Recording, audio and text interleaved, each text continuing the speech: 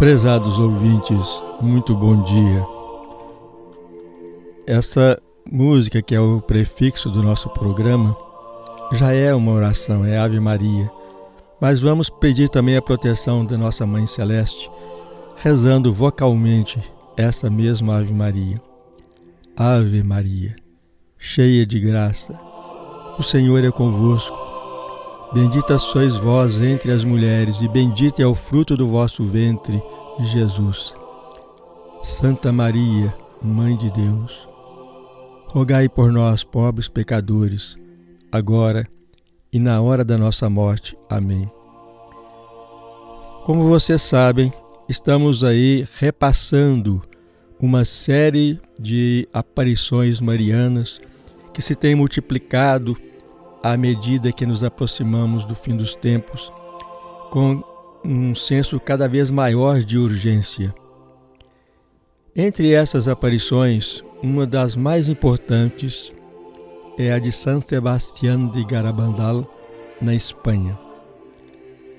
Recordemos que o padre Malach Martin, um jesuíta que leu o terceiro segredo de Fátima, considerou as aparições de Garabandal e Akita, no Japão, como uma espécie de plano B de Nossa Senhora, já que ela sabia que o terceiro segredo não seria revelado na época em que ela assim solicitara, em 1960.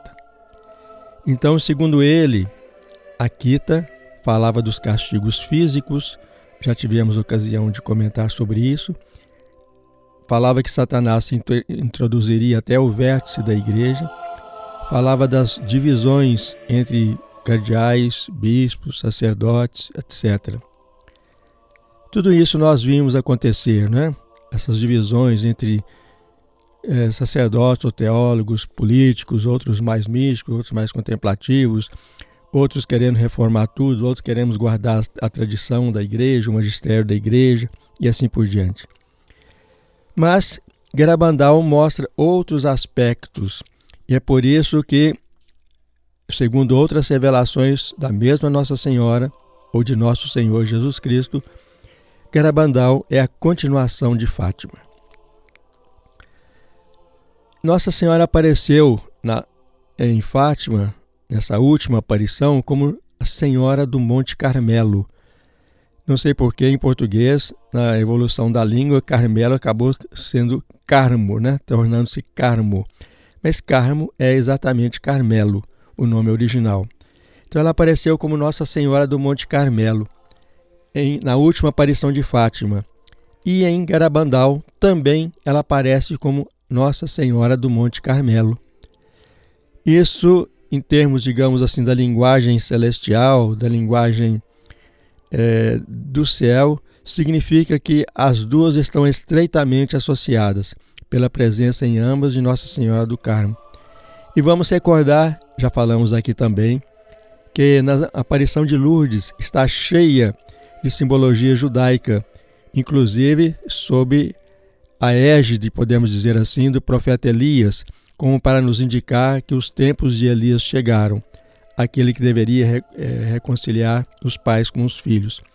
E todas essas simbologias judaicas, Monte Carmelo fica em Israel, como você sabe. Então, tudo isso também é um apelo a essa reunião entre pais, né, os judeus, e filhos, os cristãos.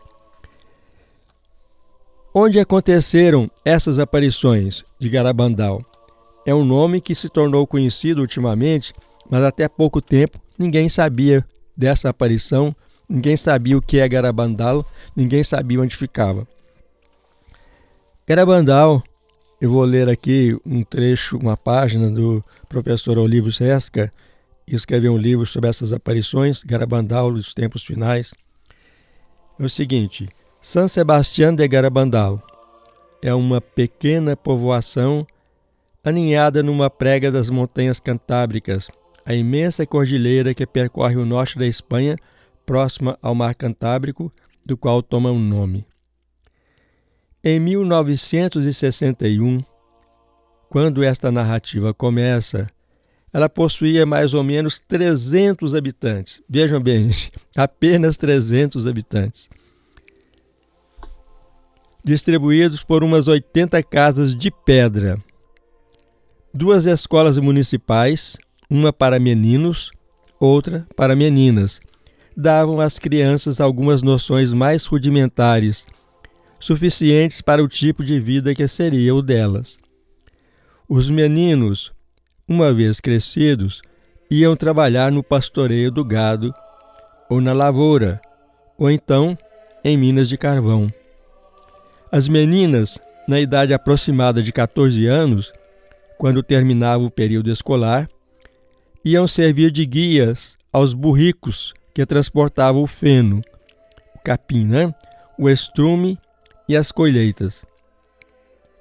Cada dia elas subiam as altas montanhas em caminhadas que lhes tomavam algumas horas para levar a refeição aos pais e irmãos.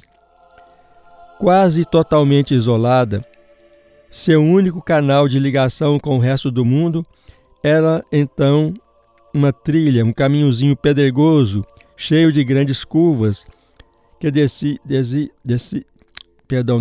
até Cóscio, 7 quilômetros de distância, sede da paróquia.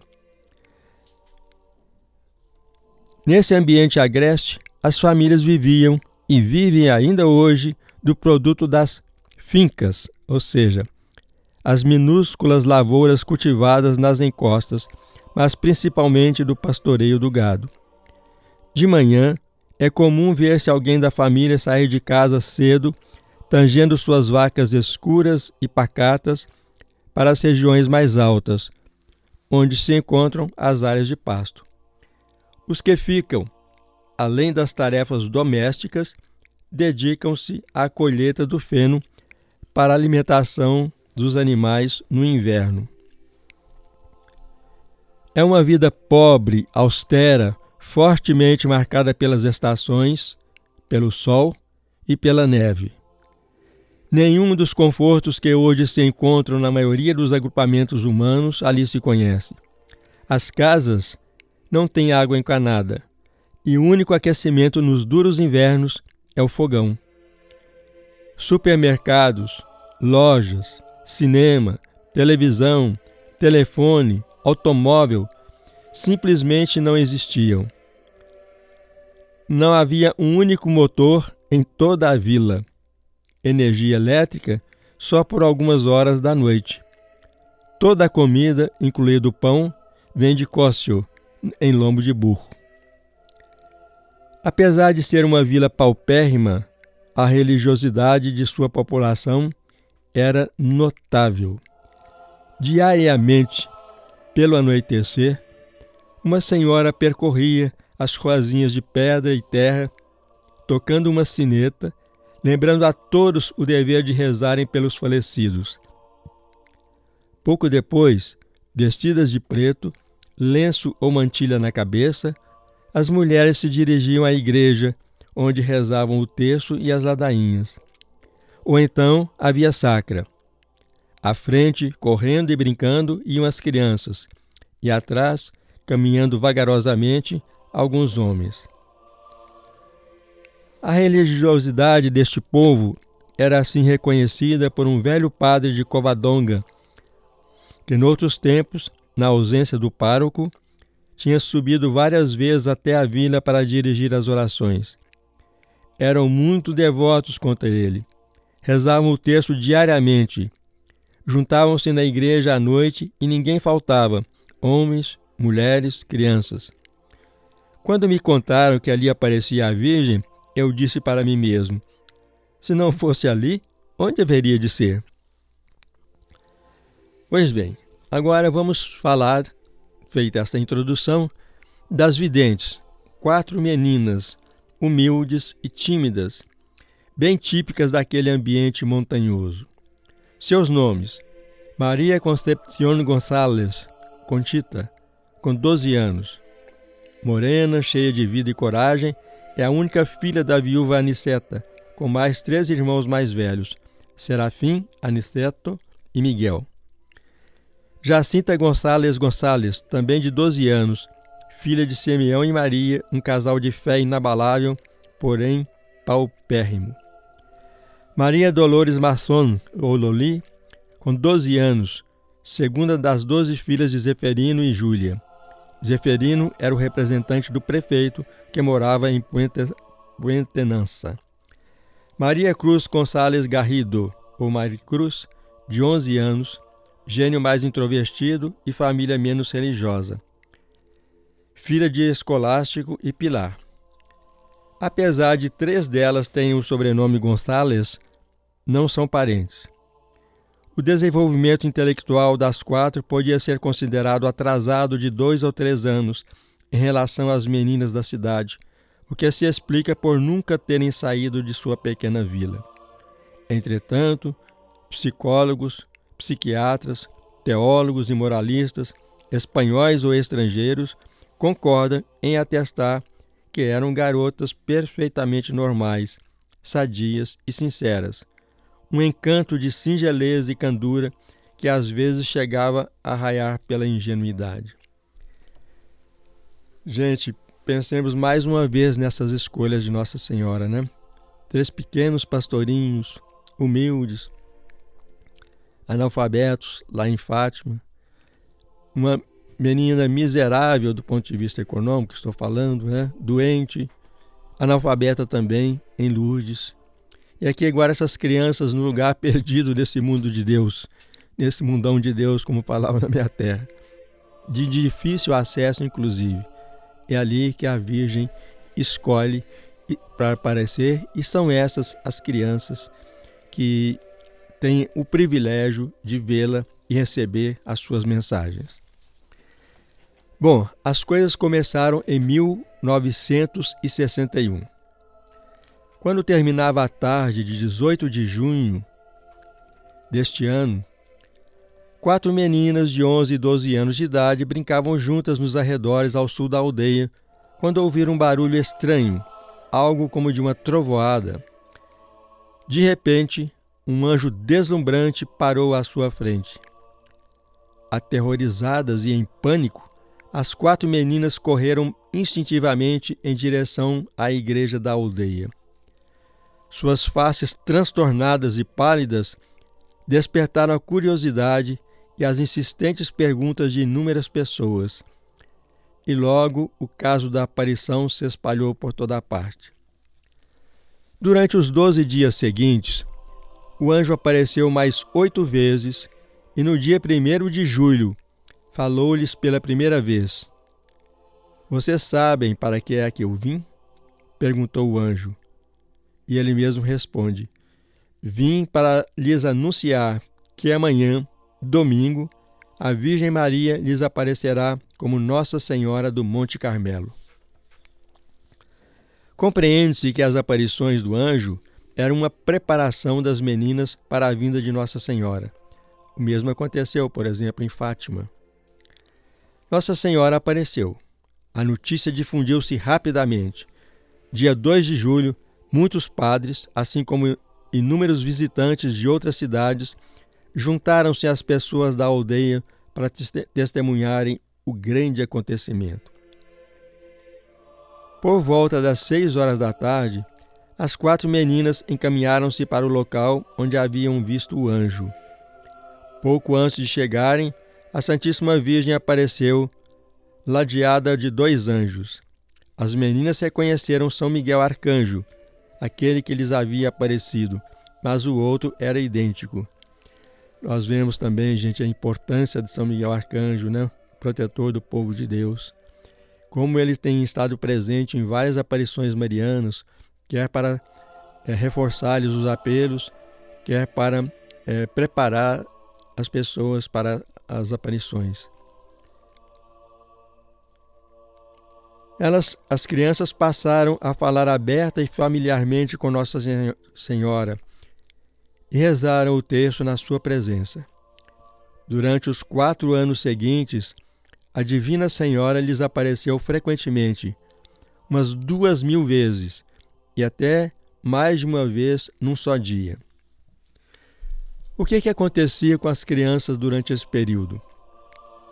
A coisa que mais chamava a atenção é o transe estático, ou seja, as crianças entravam em êxtase à vista de todos todas as pessoas ali reunidas, quando aparecia-lhes Nossa Senhora. Elas sabiam quando as visões iriam acontecer por uma série de 3 chamadas ou iluminações, cada uma mais forte do que a outra. Veja que interessante, elas estavam em suas casas, estavam na igreja, em qualquer lugar, e aí sentiam essas chamadas. Na terceira, chegara a hora então da aparição. Então, após a terceira chamada, elas corriam para o lugar fechado onde se deram as primeiras visões. E ali, prostrando-se de joelhos nas rochas ásperas e pontiagudas, entravam em transe estático sobrenatural.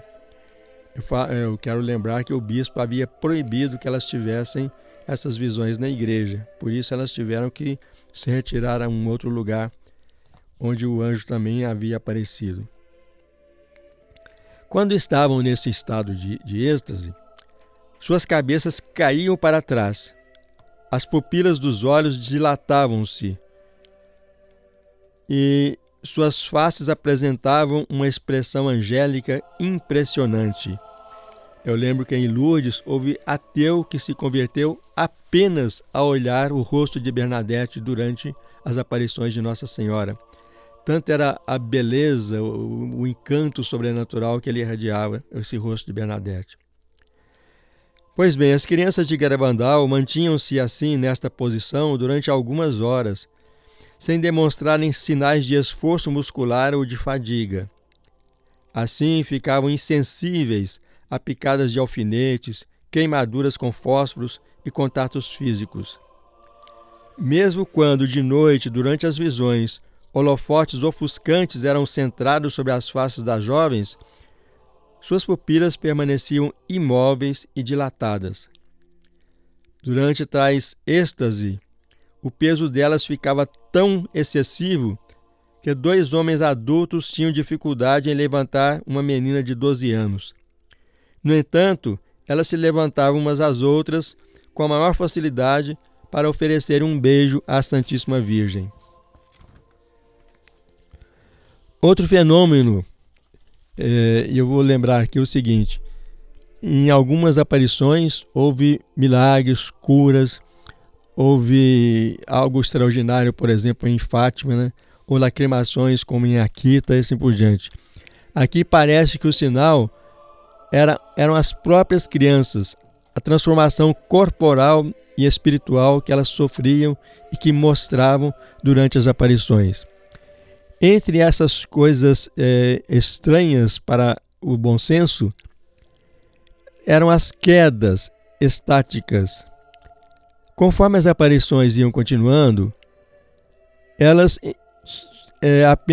apresentavam às vezes uma queda em êxtase.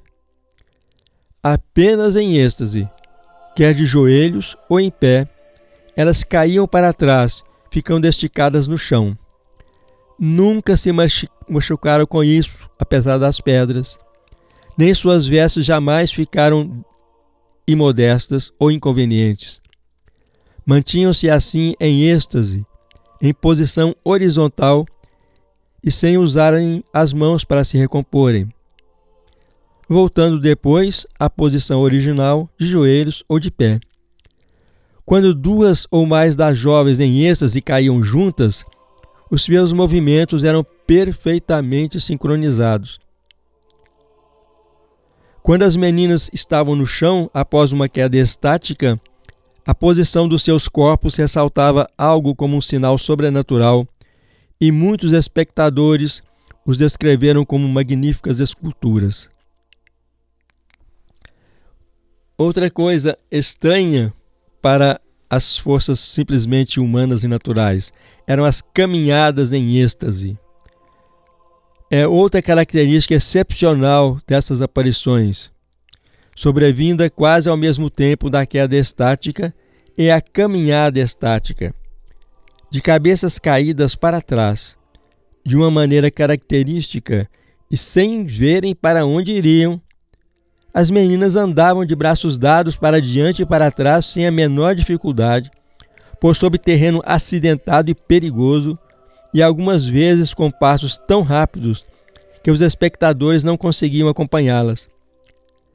Uma testemunha desses fatos, a senhorita Ascensión de Luis, escreveu num relatório com data de 18 de março de 1962, um desses voos, entre aspas. A partir da aldeia, subindo a rampa rochosa até o pequeno bosque de pinheiros, a menina subia a rampa e descia novamente para trás numa velocidade incrível. Por vezes, as jovens faziam lembrar aviões planando no ar, quando aparentemente sobrevoava o terreno, de braços estendidos, tocando apenas o chão com as pontas dos pés. Outra coisa muito interessante e muito impressionante nesse caso é que desde os primeiros dias das aparições, as meninas apresentavam à Santíssima Virgem objetos religiosos para que ela os beijasse. Isto foi sugerido por Nossa Senhora mesma. E quando as pessoas disso tomaram conhecimento, numerosos terços, crucifixos, medalhas e alianças eram entregues às pequenas videntes. Tal era a quantidade de objetos religiosos depositados sobre uma mesa para tal fim, que seria humanamente impossível para as jovens poderem devolvê-los aos próprios donos, sem erros. No entanto, quando em êxtase e guiadas por Nossa Senhora, as meninas devolviam sempre as medalhas, alianças e outros numerosos objetos às pessoas certas. Imaginem vocês uma mesa empilhada de terços, crucifixos, santinhos, medalhas, etc., tudo ali misturado. Nossa Senhora beijava e guiava cada uma, ia diretamente ao proprietário do objeto sagrado. E posteriormente se verificou que essas medalhas ou terços ou objetos religiosos beijados pela Santíssima Virgem muitas vezes emitiam luzes em determinadas circunstâncias, outras vezes serviam para a cura espiritual ou para a cura física de outras pessoas. Na última visita de Nossa Senhora a Garabandal, ela disse à vidente Conchita Gonçalves: "Pelo beijo que eu concedi nesses objetos, o meu filho realizará prodígios." Essa promessa, como vimos, tem sido um fato real e continua a realizar inúmeras curas físicas, bem como conversões espirituais por todo o mundo, como acabamos de falar. Primeira mensagem: todos os aspectos fenomenais das aparições não tiveram seu final aqui. Era um processo que Nossa Senhora usava para atrair nossa atenção e poder transmitir-nos um comunicado urgentíssimo. No dia 4 de julho de 1961, a Santíssima Virgem deu uma mensagem às meninas e pediu-lhes que a tornassem pública no dia 18 de outubro de 1961. Sendo avisado com bastante antecedência, mais de 3.000 pessoas acorreram à aldeia debaixo de um dia encharcado de chuva e muito frio, para ouvirem a seguinte mensagem, que, comentamos nós, não tem nada de novo a não ser os insistentes, repetidos apelos celestes para que nós nos mudemos de vida e evitemos o precipício para o qual o mundo está caminhando. A mensagem é a seguinte: nós temos que fazer muitos sacrifícios e muita penitência, assim como visitar frequentemente o Santíssimo Sacramento. Mas, antes de tudo, devemos levar uma vida santa. Caso contrário, um castigo cairá sobre nós. O cálice está a encher-se muito, e se nós não nos emendarmos, um grande castigo sobreviverá a todos nós. Foi desejo da Santíssima Virgem que esta mensagem se tornasse conhecida universalmente. Vejam a insistência de Nossa Senhora no sacrifício, na mudança de vida, na valorização do sacramento da Eucaristia. Não é à toa que ela nos pede isso. Ela sabe o que está acontecendo. Ela conhece a perda de fé, conhece os sacrilégios, desrespeitos, né, em relação ao sacramento da Eucaristia, que nós encontramos, infelizmente, até na nossa própria igreja.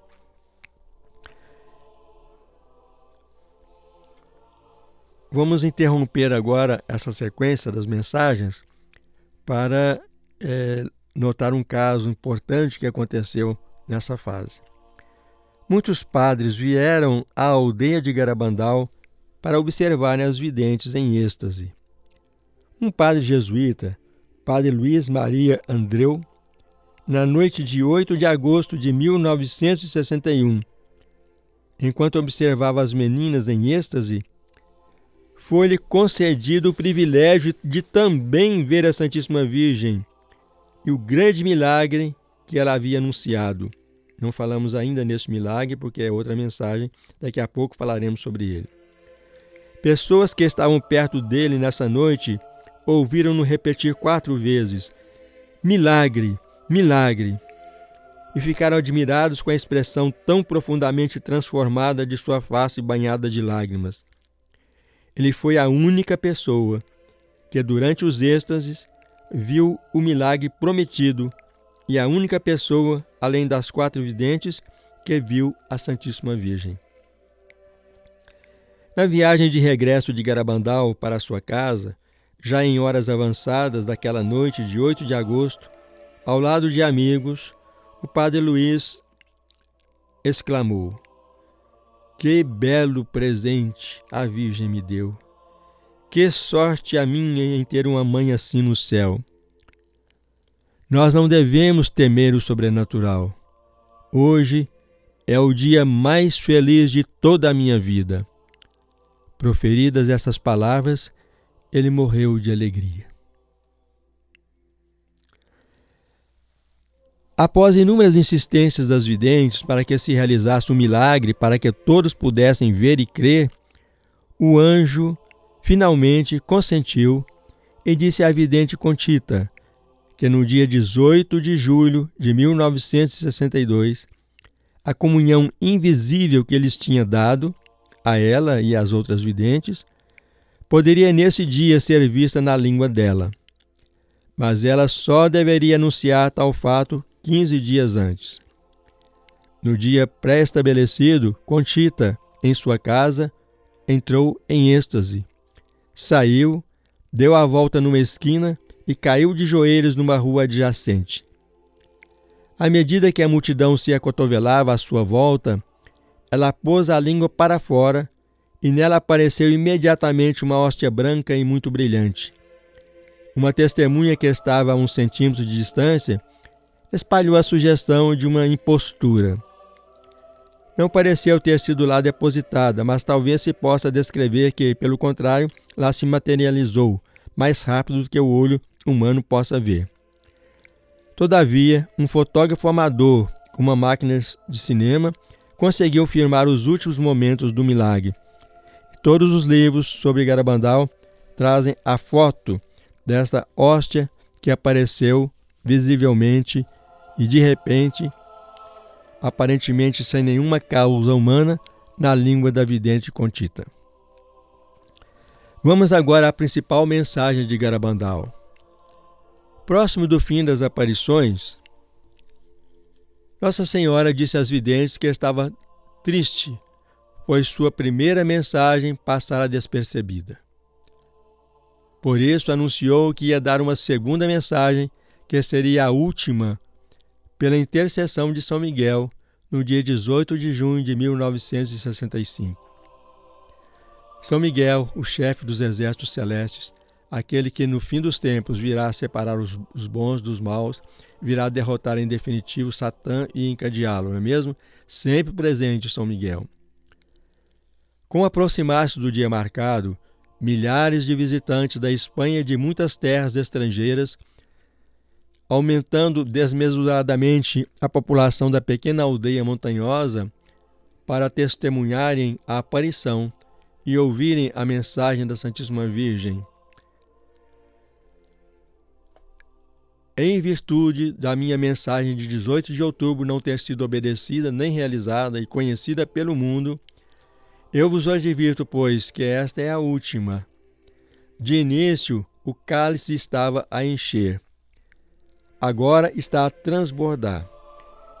Vou fazer uma interrupção aqui para lembrar a vocês essa imagem do cálice, ou taça. Você sabe que no Apocalipse, quando se aproxima o momento do julgamento da nossa história, da nossa igreja, a imagem utilizada é das taças, as chamadas 7 taças, né? 7 castigos, 7 pragas, a do Apocalipse. Por que cálice? O cálice, gente, é onde se coloca a bebida, onde se coloca o vinho. O vinho consagrado, por exemplo, é consagrado, fica num cálice durante a missa. A taça é um instrumento de comunhão. Você bebe da taça, bebe o cálice, quando você está numa refeição, por exemplo, numa ceia. Então, ele é um instrumento de comunhão. Assim, vejam bem, até quando Deus anuncia os castigos, ele anuncia sob a forma de taça, de cálice, porque o castigo decorre da comunhão recusada. A comunhão com Ele, com seus mandamentos, com a vida cristã. Ele nos oferece o cálice da salvação, a taça da salvação. Quando ela é recusada pelo coração duro da humanidade, a taça da comunhão se transforma exatamente na taça do castigo. Muitos cardeais, muitos bispos e muitos padres estão no caminho da perdição e com eles estão conduzindo muitas almas. Vejam vocês, todas essas aparições marianas nos alertam sobre o que está acontecendo com os pastores da nossa igreja. E, infelizmente, basta a gente abrir os olhos, basta ouvir as notícias, e nós vemos que tudo isso se confirma. Cada vez menos importância é dada à Eucaristia. Vós deveis afastar a ira de Deus para longe de vós, como vosso esforço. Se lhe pedirdes perdão com coração sincero, ele vos perdoará. Eu, a vossa mãe, pela intercessão de São Miguel, peço que vos emendeis. Estais a receber o último aviso. Amo-vos muito. Não quero a vossa condenação. Rezai com sinceridade, e nós ouviremos as vossas preces. Deveis fazer mais sacrifícios. Lembrai-vos da paixão de Jesus. Bom, e qual é a parte final e mais impressionante desta mensagem?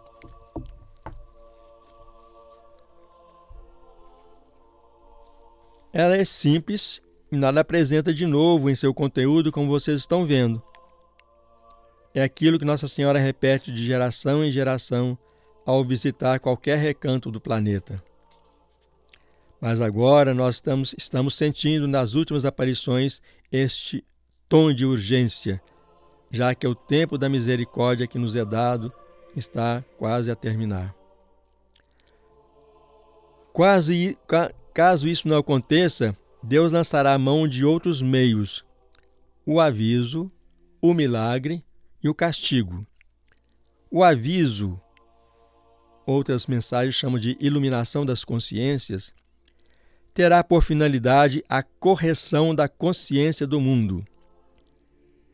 Será algo semelhante ao que aconteceu com o apóstolo Paulo, perto de Damasco, ao ser atingido em cheio pela luz de Deus. A deslumbrante luz de Cristo ressuscitado lhe deu a dimensão de seus pecados. A mesma graça concedida a Paulo penetrará em cada coração num resplendor único e imprevisto. Crentes ou não, todos reconhecerão que Deus os tocou com seu infinito poder e sua misericórdia, com vistas à salvação eterna. O aviso será um apelo a preparar-nos para o milagre.